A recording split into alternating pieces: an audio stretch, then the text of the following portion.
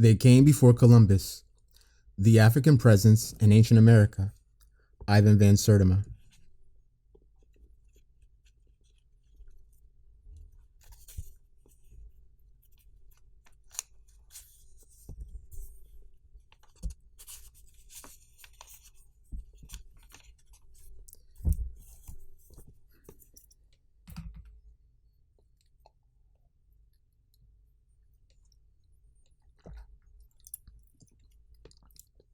Introduction. 6 years ago, during my first brief visit to America, I came across 3 volumes in the private library of a Princeton professor. They had been published half a century ago, and their title fascinated me: Africa and the Discovery of America. They represented a lifetime of dedicated scholarship by Harvard linguist Leo Weiner. Professor Weiner had been working on a grammar of American languages in the early years of this century when he stumbled upon a body of linguistic phenomena that indicated clearly to him the presence of an African and Arabic influence on some medieval Mexican and South American languages before the European contact period. As I say, I was fascinated by the subject. The thesis was revolutionary, the evidence novel and startling. The implications of such a thesis, if proven, could have far-reaching consequences for both American and African history. But I returned to my home in London after reading these books only partially convinced. I was intrigued and impressed, but very skeptical. I felt like a man who had come upon a dozen clues to a sensational murder but did not feel too confident about the evidence. The smell of the blood, even the marks of the bullet, were there, but far more important things, the body and the gun, were missing. Later that year, I returned to live and teach in the United States. I returned also to that obscure trilogy of Weiner. I began to see far more than I had at first. I began to understand what was the source of my doubts. Professor Weiner was writing too early, when too many bits of the puzzle were missing. Furthermore, while he was a trained linguist and his reading was wide, his method of dealing with anthropological data was naive. He depended too heavily on the fragile pillars of philology to support the great weight of his thesis. Yet in spite of these inadequacies, something of lasting value emerged. It sank to the bottom of my mind and began to radiate quiet, flashing signals that haunted me. In the fall of 1970, at the request of a magazine editor, I sat down to simplify and summarize Weiner. I also began to examine some of his primary sources. I felt the case was an unproven case, but by no means a closed case. I was in no position then to explore it to its limits, but I felt that information should not remain buried under 50 years of silence. It should be circulated afresh. Then something happened that started me off on a hunt that has been like the leads in a detective story. From suspect to suspect, print to print, clue to clue, until finally I came upon what lawyers like to call the smoking gun. On the very day I submitted my summary of the Weiner case to a magazine, the novelist John Williams submitted to the same an interview with a lecturer in art at the University of the Americas in Mexico City, Professor Alexander von Wuthenau. Professor von Wuthenau had done extensive searches of private collections and museums in the Americas and also his own excavations in Mexico. A generation of work in this area had unearthed a large number of Negroid heads in clay, gold, copper, and copal sculpted by pre-Columbian American artists. The strata on which these heads were found ranged from the earliest American civilizations right through to the Columbian contact period. Accidental stylization could not account for the individuality and racial particulars of these heads. Their Negroness could not be explained away, nor, in most cases, their African cultural origin. Their coloration, fullness of lip, prognathism, scarification, tattoo markings, beards, kinky hair, generously fleshed noses, and even in some instances, identifiable coiffures, handkerchiefs, helmets, compound earrings. All these had been skillfully and realistically portrayed by pre-Columbian American potters, jewelers, and sculptors. Terracotta sculpture of faces was a photography of the pre-Columbian Americans, and what von Wuthenau had done was to open new rooms in the photo gallery of our lost American ages. No longer was the African chapter in American pre-Columbian history an irrecoverable blank because of the vicious destruction of Native American books. Here were the visible witnesses of a vanished time, and they were telling us a remarkable new story. Weiner and von Wuthenau, two ostracized German-American scholars, 50 years apart, their works unknown to each other, joined forces that day in my mind to establish a base for the hypothesis that Africans were here in the Americas before Columbus. Thus began my research. Over the years, it has led me into many fields where important and recent discoveries have been made, but always, it seems, in isolation. Schwerin and Stevens in botany, Sterling and the Drucker-Heiser Square team in American archaeology, Lode, Maury, Arkell, Delcroix and Vaufry, Thompson and Randall McIver, Davies, Summers, and Wild in African and Egyptian archaeology, Weiner, Covey, and Jeffries in philology, von Wuthenau in art history, explorers like Heyerdahl and Lindemann in ancient seacraft and oceanography, de Quatrefages, Houghton, and Dixon in ethnoanthropology, Wersinski in craniology, Davidson and Diop in African and Egyptian cultural history, Hapgood in cartography, Degaray in serology, Fell, Gordon, and the Varilles in their decipherment of Old World scripts on ancient New World stones, all contributing to a confirmation of the hypothesis, and yet, with a few exceptions, unaware of work that has been done or is being done by the others. What I have sought to do in this book, therefore, is to present the whole picture emerging from these disciplines, all the facts that are known about the link between Africa and America in pre-Columbian times. Ivan Van Sertima. Author's note. The word Negro has become a very sensitive term, loaded with negative connotations. Whatever its original meaning, a specific race of Africans, or just black-skinned people of general African descent, that meaning has deteriorated in the popular imagination. It is not surprising that many blacks, particularly in North America, now react to the word with varying degrees of pain and disgust. I therefore consider it necessary to explain my particular understanding of the word and my use of it in this book. I have searched for alternatives, and I have used several in different parts of the text. For example, I have often used the term Negroid, since the adjective, strangely enough, seems to diffuse some of the negative connotations of the noun. I have tried to confine the use of the term Negro to quotations and direct reference to quotations. The word cannot be deleted, however, whatever the sensitivity of certain readers from early and present anthropological and archaeological texts.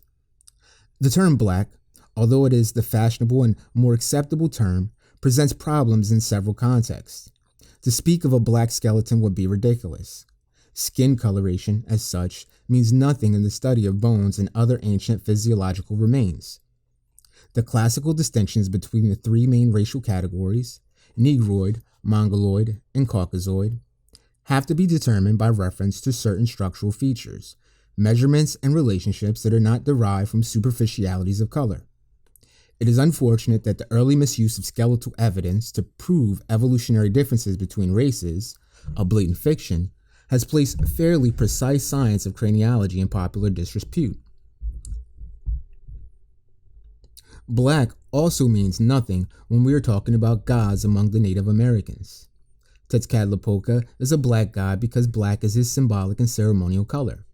He is not African, as is Noapili, the Mexican god of jewelers, whose indisputably Negroid features were sculpted in green stone by the Mexicans while his kinky hair was cast in pure gold. I have sometimes found hyphenated terms, similar to those used by certain French African writers, terms like Negro-African, useful. I have also used hyphenated terms like Negro-Nubian and Negro-Egyptian. Some may object to this. Why should one append Negro to Nubian? Either the Nubians are Negroid or they are not. This is a simplification of the complexity that one faces as an anthropologist and historian. The terms, which are used in this book to highlight the racial identity of Nubians in the 25th dynasty, stand in contradiction to attempts by several anthropohistorians, particularly the British scholars Arkell and Shinney, to deny the Negroid ancestry of the Nubian pharaohs. In spite of the excavations at Karanog, which demonstrate the overwhelming Negroness of the Nubians in this period, and the existing Negroid portraits of Nubian kings like Taharka, Arkell declares it is most improbable that Taharka was a Negro, although he may have had some Negroid blood in his veins. Only recent and isolated studies have exposed the negrophobic biases and distortions of these authorities, and thus the hyphenated coupling of Negro with the Nubian emerges as a corrective. The use of Negro Egyptian is even more necessary in the light of the mixed and confused racial situation in the north during certain dynasties. These racial distinctions would not need to be so heavily emphasized were it not for the attempt, deliberate and sustained, over the centuries to deny the contribution of the black African to ancient Egyptian civilization. Obviously, these terms are in transition and certain confusions exist. All a writer can do in such a situation is to avoid further confusion by explaining his own particular understanding and use of these terms. Ivan Van Sertima. Chapter 1. The Secret Route from Guinea.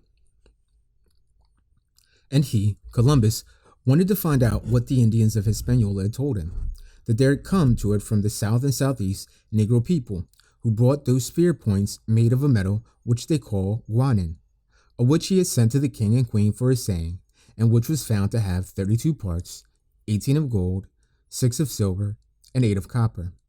Rokota, Parte 1, Volume 1. African guanines were alloys of gold containing copper for the sake of its odor, for it seems that the Negroes like to smell their wealth. The guanines brought home by Columbus were assayed in Spain and were found to contain the same ratio of alloy as those in African Guinea. Frederick Pohl, Amerigo Vespucci, Pilot Major.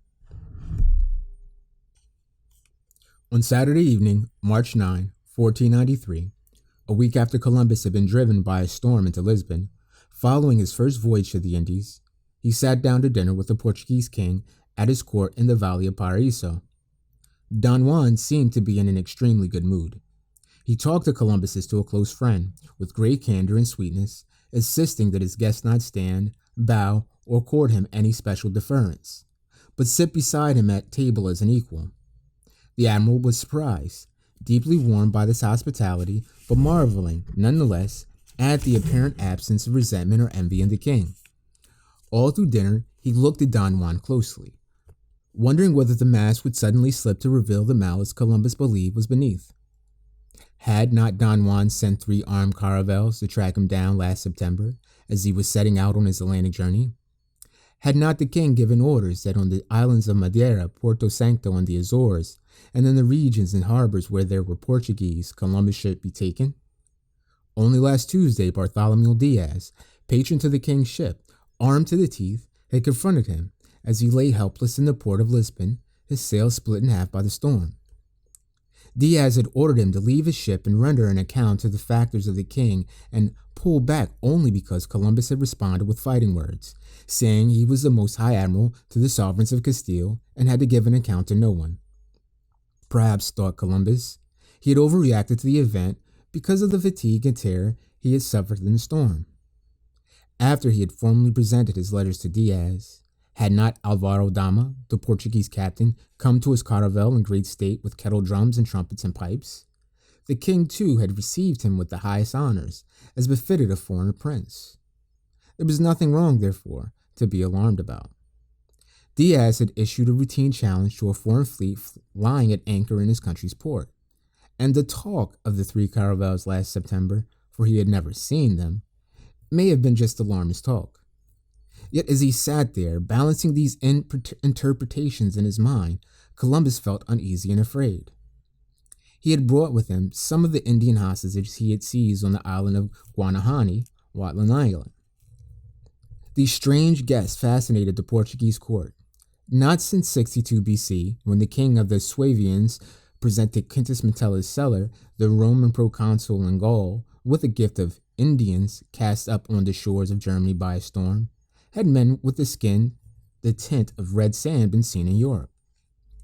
If the faded shadow of his true feelings passed across Don Juan's face during his talk at dinner, it was when he looked at these men. Captives though they were, they became inverted in the king's agitated mind into a triumphant troop, their vigorous young bodies branded already with the rival insignia of the Spanish crown. He saw them as King Ferdinand's little puppets, signaling with their hands and limbs for the lack of law and loss of words.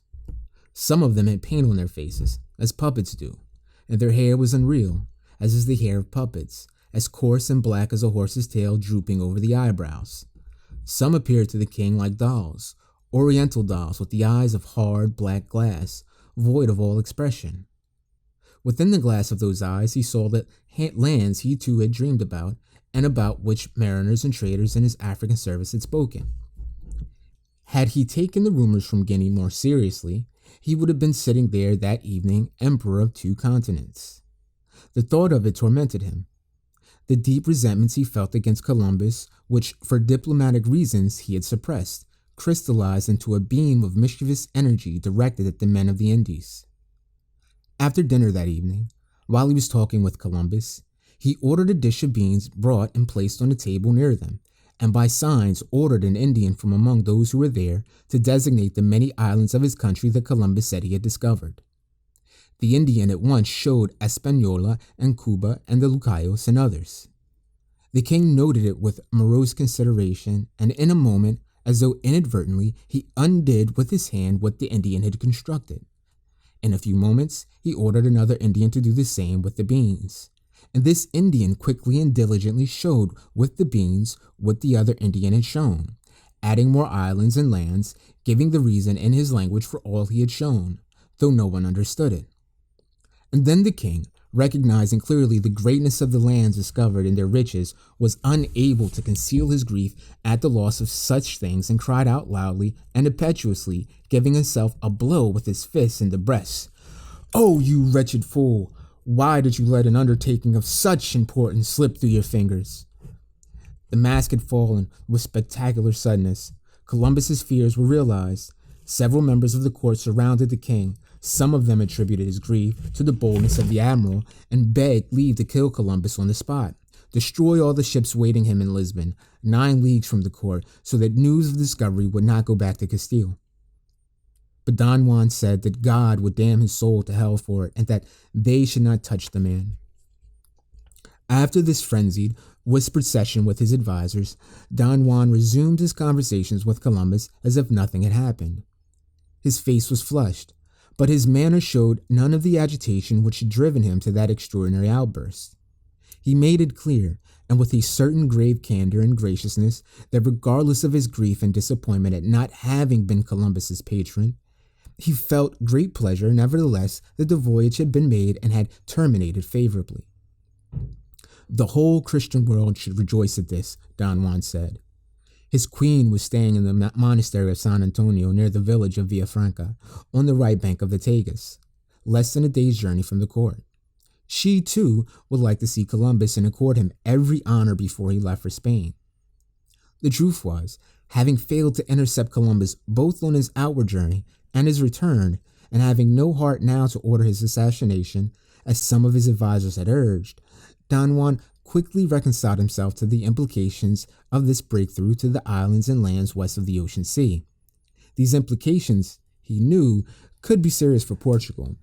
They would call for a repartitioning of the Christian world, a redefinition of the spheres of power and influence assumed by the 2 great maritime powers. Before there could be any more Spanish claims to islands and lands within the Ocean Sea, he must negotiate the most advantageous terms for the partitioning. He must strive somehow to make Columbus his ally in this, for he would soon be as much a power to be reckoned with as the sovereigns of Spain. When he returned in triumph, offering up a kingdom beyond the sea to Isabella and Ferdinand, they would be eating out of his hands, hanging on his every word. The admiral would be virtually a prince of the Ocean Sea. But Don Juan knew that the rights and privileges of a private citizen in and over vast and vague dominions, unless he had the physical force of an army behind him or the spiritual seal of a pope, could vanish in an instant if he lost the favor of the king and queen. He saw clearly the nature of this newfound power and vulnerability, both of which he intended to exploit. His first ploy, therefore, was to suggest that he could use his influence on behalf of Columbus, if the need were to arise, to see that his agreements with regard to the discoveries were honored. Columbus had drafted agreements with the Spanish sovereigns before setting out, making him a partner with the crown in his prospective discoveries. These agreements, referred to in his diaries as the capitulation, had been finalized in his absence, and copies of the documents submitted to the Portuguese king. Don Juan said he had looked at these very closely. He understood from his reading of them that the real credit for the conquest belonged to Columbus. He was keen to emphasize that this was Columbus's personal conquest, implying that it was well within the power of the admiral even now to bargain over those lands with any foreign prince with whom he might come to an agreement. Columbus was cautious. He had not yet seen the capitulation, he said. He knew nothing more than that the king and queen of Spain had advised him not to encroach on Portuguese territory during his journeys, not to go to San Jorge de Mina, nor to any other part of Guinea, and this had been announced in all the ports of Andalusia before he set sail. This was his way of saying that Spain and her agents fully respected the Portuguese sphere of power and influence, and that the Portuguese were expected to show equal respect for theirs. Columbus also seemed to imply that he needed no one to act as protector or go-between in the matter of any agreements he might enter into with the sovereigns of Castile. To this, Don Juan graciously responded that he was certain mediators would not be necessary in this matter. On the following Sunday and Monday, the discussions between the king and the admiral continued. It became clear that Don Juan's real concern was not with the chain of islands Columbus claimed to have discovered in the Gulf of the Ganges. Beyond them, beyond the mainland of Asia, if indeed it were true that Columbus had chanced, as he claimed, upon Asia by way of the west, to the south and southeast lay another world. The king was certain of this. Africans, he said, had traveled to that world. It could be found just below the equinoctial line, roughly on the same parallel as the latitudes of his domain in Guinea. In fact, boats had been found which started out from Guinea and navigated to the west with merchandise. He was a fool not to have sent an expeditionary fleet into these waters in spite of persistent rumors and reports. But Portugal already had its hands full in Africa, and it was concentrating its exploratory energies on the eastern route to India. Columbus listened intently. The information about the Guinea boats was new to him. He had been to Guinea 10 years before and had seen the fortress of San Jorge de Mina, which Don Juan was then constructing. Little was known of Guinea trade and navigation at that time, for the African world was vast and strange, and the Portuguese had but one consuming interest, gold, in the pursuit of which they had scratched a mere fraction of the Guinea coast. But why was Don Juan telling him all this, and in such a conspiratorial tone? What did he want? "I want a line," the king said, "drawn across the map of the world from north to south, from pole to pole. This line should be drawn 370 leagues west of the westernmost islands of the Cape Verde. Let it be the divider between the two Catholic kingdoms. Anything found west of the line goes to you in Spain. Anything found east of the line falls to me in Portugal." As he sat there, brooding on this proposition, Columbus could hear the rain, driven by fierce winds, wasting its fury along the plains of the Paraíso. The clamor of the rain and the wind stirred in him strong memories of Africa. He remembered how, at San Jorge de Mina on the Guinea coast, the rain would sometimes come rushing through the trees, sweeping forward like a violent river that had burst its banks, but beaten from passion into impotence by the high brick walls of the Portuguese fort. He used to feel so lost in those days, dismissed as a dreamer, sustained only by a conviction, passionate as the wind, as persistent as rain, storming insistently the minds of those who thought his schemes chimerical and foolish. He remembered his last audience with Don Juan before he had decided to try his luck in the Spanish court. The king had stared at him with a bored, tired face, his skin strangely puffed by some unknown sickness, his eyes mocking Columbus with disbelief. Now, they sat man to man, or was it prince to prince? Don Juan was actually seeking his help to bring about a new division and reapportionment of power and possessions in the Christian world. Yes, he would go along with the drawing of the line. Yes, he would present the case with all his newfound power and influence at the Spanish court. But surely not out of gratitude for Don Juan's earlier indifference to his exploratory schemes, nor his later attempts, if the rumors were correct, to seize him and his ships as they set out across the Western Ocean. Columbus now saw his advantage. he could name his price. What that price was, no one can tell, but before he left the court on Tuesday morning, some bargain over the line must have been struck. This line, as proposed by Don Juan on the strength of his intelligence from Guinea, was finally settled by the two great powers at the Treaty of Tordesillas more than a year later, on June 7, 1494. This was years before incursions into South America by either Spain or Portugal. The later discovery of the continent placed Brazil east of the line, and so within Portugal's domain of influence. See Plate 1. This region of South America is washed by the North Equatorial Current, which joins the Canaries Current off the Senegambia coast of Africa. This current pulls boats caught in its drift toward the shores of the New World with the irresistible magnetism of a gravitational field. It was along this current that the Portuguese captain Alvarez Cabral, driven by a storm off the coast of Africa in 1500, was blown helplessly but swiftly to Brazil. One wonders why Columbus, so greedy for his own gain and glory, would, out of the goodness of his heart, or a fondness for Portugal, try to promote an agreement on this line, a line which, as far as Don Juan claimed, however skeptical his listener, could put a potentially rich slice of land into the rival camp. What did he stand to gain except to attract to himself the suspicions of the Spanish? When he raised the matter on behalf of Don Juan at the Spanish court, he did so, it seems, with such imperative force that it led to some contention between himself and King Ferdinand. History does not record the details of that quarrel, but it would be interesting to speculate on the line of argument Columbus used to persuade the Spanish to agree to the drawing of a line.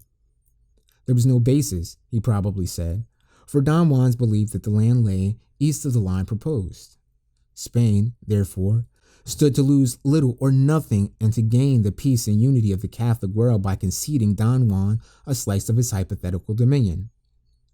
To assume that Columbus acted as Portugal's advocate in return for the courtesies he had enjoyed in the Valley of Paraíso would be to ignore the history of the man and his extraordinary avarice. Even those historians who would canonize Christopher Columbus have all agreed he was inordinately greedy. He demanded of Spain 1/3, 1/8, and 1/10 of everything found in the New World. Thus, if the gains amounted to $2,400 for a ship, Columbus would expect to receive first $800 for the third, next $300 for his eighth, and last $240 for his 10th, making in all $1,340, receiving more than the crown. Knowing what a hard bargain the Genoese adventurer had struck with Spain over his potential discoveries, King Ferdinand must have wondered what really went on in the Portuguese court. It was later to appear in charges leveled against Columbus that the storm that drove him into Lisbon was either exaggerated or fabricated, and that he had made for Portugal deliberately in order to intrigue with Don Juan. Columbus, Ferdinand knew, was no stranger to the Portuguese court. He had been trying to further his schemes there for nearly 14 years. He had sailed to Guinea in 1483 on a Portuguese ship. His relationship with Portugal had soured only because its King Alfonso and Don Juan were both slow to finance his enterprise. The same, however, could have been said of the Spanish sovereigns. Isabella at first was not suspicious of her favorite. She attributed his curious advocacy of the Portuguese case to what she thought was his political naivete. The very month he sailed again for the Caribbean on his second voyage, she wrote, warning him, "In this affair of Portugal, no determination has been taken with those who are here, Don Juan's ambassadors. Although I believe that the king will come to terms therein, I would wish you to think the contrary, in order that you may not, on that account, fail or neglect to act prudently and with due caution, so that you may not be deceived in any manner whatever." Only after Columbus's tardy response to a request for charts of navigation and for the precise number and proposed names of the islands he claimed to have discovered off Asia, did she begin to wonder whether he was as open and straightforward as he seemed. 2 months after the signing of the Treaty of Tordesillas, about which the Spanish king had strong misgivings, King Ferdinand wrote Columbus asking him to come home immediately and help them sort out disputes with Portugal arising over the settlement of this extraordinary boundary line. Columbus was in Cuba, which he claimed at that time was the mainland in spite of native pronouncements to the contrary. when a mailboat arrived carrying the king's letter. Columbus replied promptly, saying he could not go home, for he was too gravely ill to move. "Whether you are to go on this business or not," wrote Ferdinand, "write to us very fully all that you know about this matter." The matter, however, cooled when Don Juan died of dropsy a year later. His death came as a relief to the Spanish who, in spite of the agreement and the continuance of their obligation to his successors, were none too eager to fix with an irrevocable finality any precision the limits of their domains within the ocean sea. Few Spanish maps, in fact, show a recognition of this line. Columbus was slow to act on what Don Juan had told him about the Guinea route, which led to the continent in the south. Circumstances made it difficult for him to investigate this matter on his second voyage. One of the reasons may have been his own disarming argument that Portugal stood to gain, and Spain stood to lose, little or nothing by the drawing of the demarcation line. Only one can speculate that part of his secret deal with Don Juan was that he should have a piece of the pie if and when the land was found, so that west of the line he would have his coffers filled by Isabella and Ferdinand, and east of the line by Don Juan. This kind of double-dealing came as second nature to his fellow countryman, Amerigo Vespucci, whom, Frederick Pohl tells us, paid homage to both courts and changed flags when it suited his advantage. Columbus had some secret understandings with Vespucci, and in a letter to his son, Diego Columbus, there is a strong hint of this. Columbus, in this letter, dated 1505, asked his son to contact Vespucci as he is about to appear before the Spanish court, but to do so secretly that there may be no suspicion.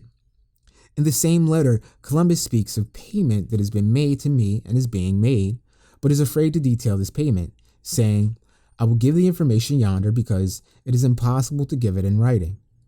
If he refers to the usual payments due him for his excursions and discoveries in the Indies, the terms of these were well known, published and protected by letters patent or legal articles. Why then this secrecy? Why was it impossible to commit the matter to writing? Why the great fear of arousing suspicion? Also, how do we explain the strange relationship to Vespucci, to whom he refers in his letter as if he were a messenger or agent in his pay? "See what he can do to profit me there, at the court, and strive to have him do it, for he will do everything."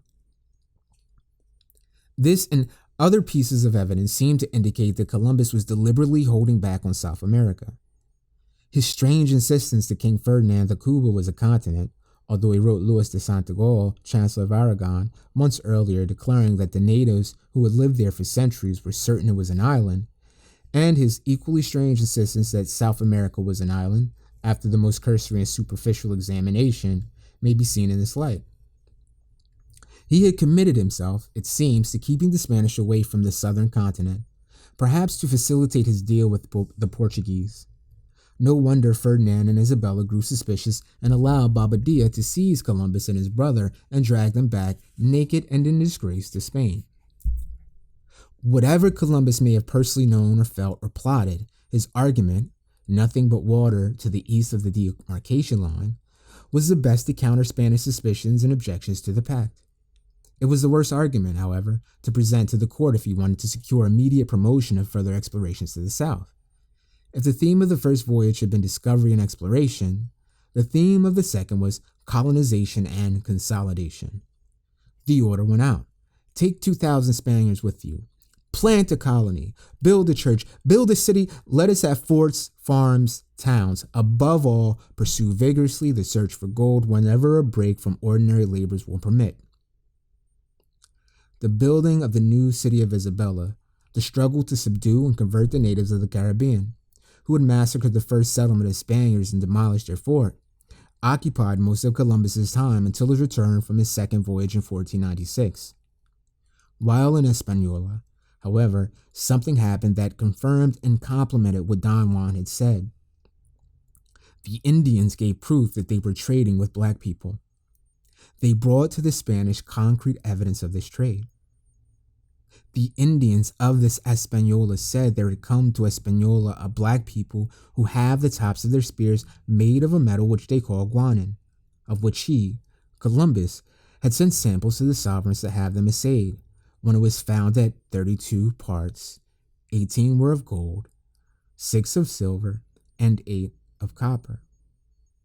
The origin of the word Guanan may be tracked down in the Mande languages of West Africa through Mandingo, Kambunga, Turanka, Kankanka, Bambara, Mande, and Ve. In Ve, we have the form of the word Ka-ni, which, transliterated into native phonetics, would give us Guan-nin. In Columbus's journal, gold is given as Ko-na, while Guanin is recorded as an island where there is much gold. Fray Bartolomé de las Casas, the Spanish scholar who traveled with Columbus and who was often appalled by his linguistic blunders, even in the use of Castilian Spanish, wrote in the margin of the journal, correcting Columbus. This Guanin is no island, but that gold which, according to the Indians, had an odor for which they valued it much. Similarly, in Raccolta, the Italian account of the voyage, one reads, there were pieces of Guanin as large as the caravel's poop. The African spears presented by the Hispaniola Indians, which corroborated Don Juan's statement about the Guinea boats, were just one in a number of new factors pushing Columbus toward an exploration of the route from Guinea. His brother Bartholomew arrived in Hispaniola in command of 3 caravels on June 24, 1494. The admiral had not seen his brother for many years, and Bartholomew knew more, Las Casas tells us, than Christopher himself of the intelligence coming out of the Portuguese African world. Bartholomew had worked as a cartographer in Lisbon. While there, he had drawn numerous maps for mariners, and he witnessed yearly the return of ships which had been navigating to the western lands of Africa by way of the ocean. Enlightened and moved by the tales told him by those who returned, as one might say, from another world, and himself more versed in maritime affairs, he communicated to his elder brother his reasons and arguments, proving to him that in sailing away from the southern part of Africa and directing his course straight upon the ocean sea, he would surely arrive at continental land.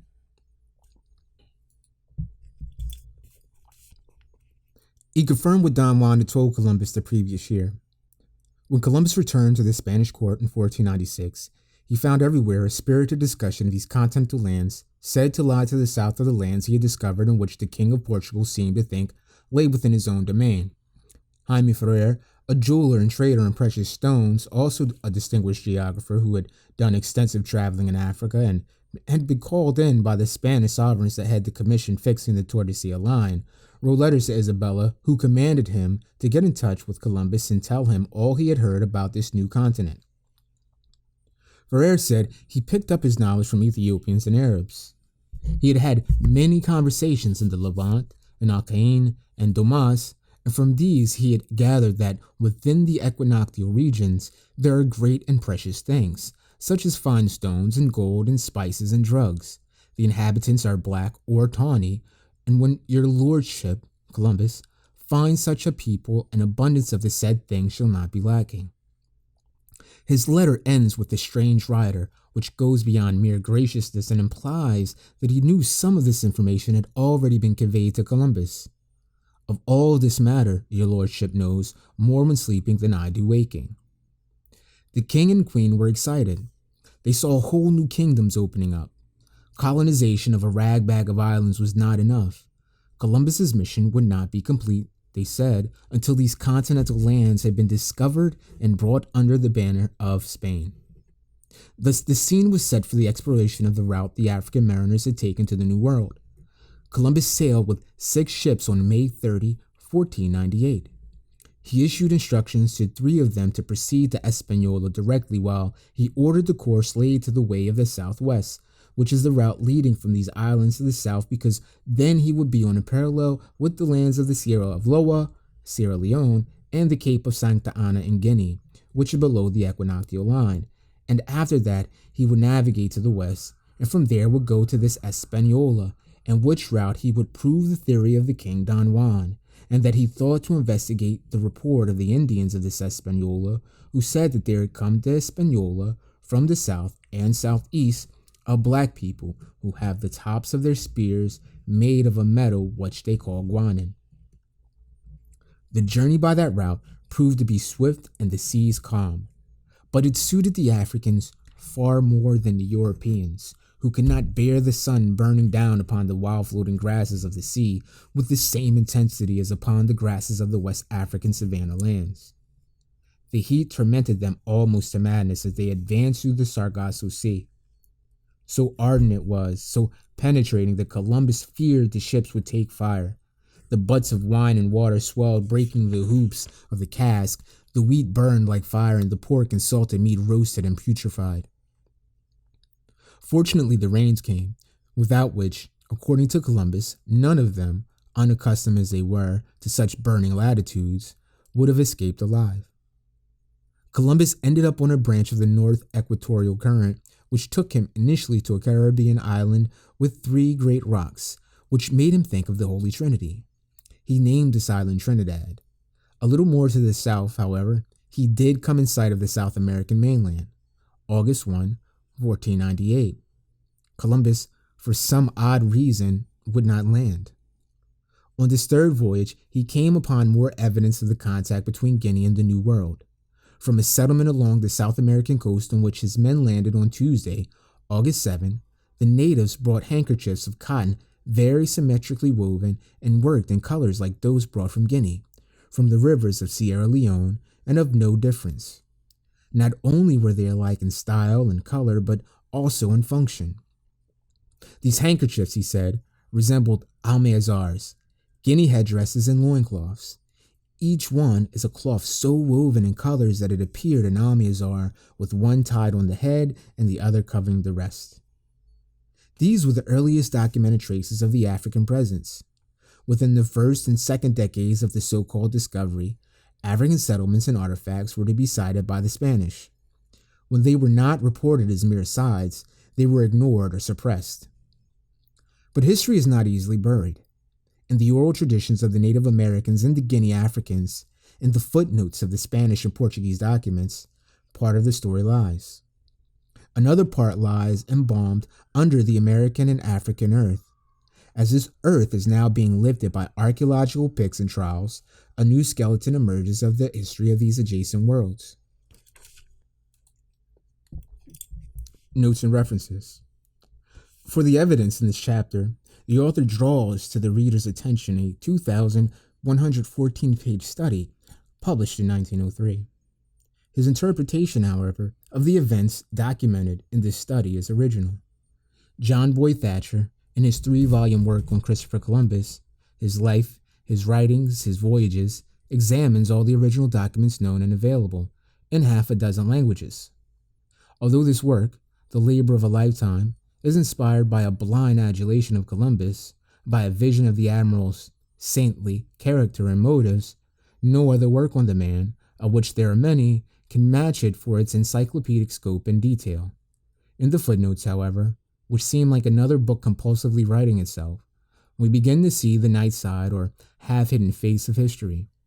There emerges from under all the contradictions and cross-references the sentences deliberately doctored or deleted in the conventional histories, the little-known deeds and statements of the admiral so nimbly glossed over, an illuminating pattern of consistency through which we glimpse another image of the man and his time than the one his biographer strives to create. This concludes Chapter 1.